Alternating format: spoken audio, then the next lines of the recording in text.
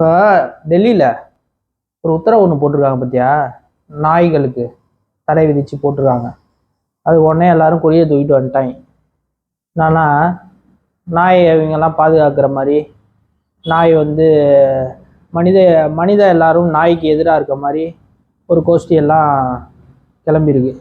அதனால எவ்வளோ ஆபத்து வருதுங்கிறது தெரியுமா யாருக்காச்சும்? தெரு நாயால் எவ்வளோ ஒரு ஆபத்து இருக்குது. இன்னைக்கு கூட மன்னார்குடி பக்கத்தில் நியூஸு தினத்தந்தியில் போட்டிருக்கான். 1.5 வயசு குழந்தை இருக்கு பாரு. 1.5 வயசு குழந்தை தொட்டியில் தூங்கிட்டு இருந்தது. அவங்க அம்மா தூங்க வச்சுட்டு வேலை பார்த்துட்டு இருந்திருக்கு. தெருநாய் வீட்டுக்குள்ளே போய் தூக்கிட்டு போய் கடிச்சு போட்டிருக்கு. சத்தத்தை கேட்டு அதுக்கப்புறம் துரத்தி அடிச்சிருக்காங்க. அது மாதிரி தெருநாய் வந்து மனித வாழ்வாதாரத்திலே வந்து கை வைக்குது, வாய வைக்குது. அதை என்ன பண்ணுறது? ஒரு ஸ்டேஜுக்கு மேலே நமக்கு துன்புறுத்தும் வகையில் இருந்ததுன்னா அதை நம்ம இது பண்ணி தானே ஆகணும், தடுத்து தான் ஆகணும். அதுக்கான கவர்மெண்ட்லேயே ஒரு சட்டம் கொண்டு வரானா, அவன் ஆராய்ச்சி பண்ணி அதனால அவ்வளோ தொந்தரவு இருக்குது, அதனால கொண்டு வராங்க. இவங்கெல்லாம் நாய்கள் பிரியர்கள் எல்லாம் வீட்டில் நாய்கள் ஜாக்கிரதை அப்படின்னு போர்டை போட்டு அவங்க வளர்த்து ஜாக்கிரதைன்றாங்க. அங்கே வீட்டில் வளர்க்குற நாய்க்கே ஜாக்கிரதைன்றாங்க. தெரு நாய்க்கு என்ன அப்புறம் இருக்குது?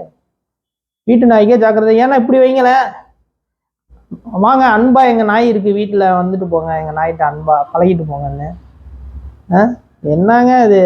கொஞ்சமாவது யோசிக்கங்க. நாயினால அவ்வளோ ஒரு இது அபாயம் இருக்குது, ஆபத்து இருக்குது. வயசானவங்க போக முடியல ரோட்டில், சின்ன பசங்க, ஸ்கூலுக்கு போகிற பசங்க, காலேஜுக்கு போகிற பசங்க எல்லாரையுமே கடிக்குது. வண்டியில் போகிறவங்க, டூ வீலரில் போகிறவங்கள துரத்தி போய் கடிக்க போகுது. டூ வீலரில் குறுக்க விழுந்து ஆக்சிடெண்ட் ஆகுறாங்க நிறையா பேர். காரில் போகிறவங்களும் பங்களாவில் வாழ்கிறவங்களுக்கும் எந்த கஷ்டமும் கிடையாதுங்க. காரில் போகிறவங்க குறுக்க வந்தால் கூட நீங்கள் அடித்து தூக்கி போட்டு போயிடுவீங்க, நாயை செத்து நாய் போயிடும். ஆனால் டூ வீலரில் போகிறவனும் சாதாரணமாக நடந்து போகிறவங்களுக்கும் தான் கஷ்டம். இப்படி இருக்கப்ப அரசாங்கம் ஒரு உத்தரவு இது பண்ணுறாங்கன்னா தயவு செஞ்சு அது என்ன ஏதுன்றத இது பண்ணி நீங்கள் எல்லாரும் அதுக்கு ஒரு கண்டனமோ ஆர்ப்பாட்டமோ செய்யுங்க.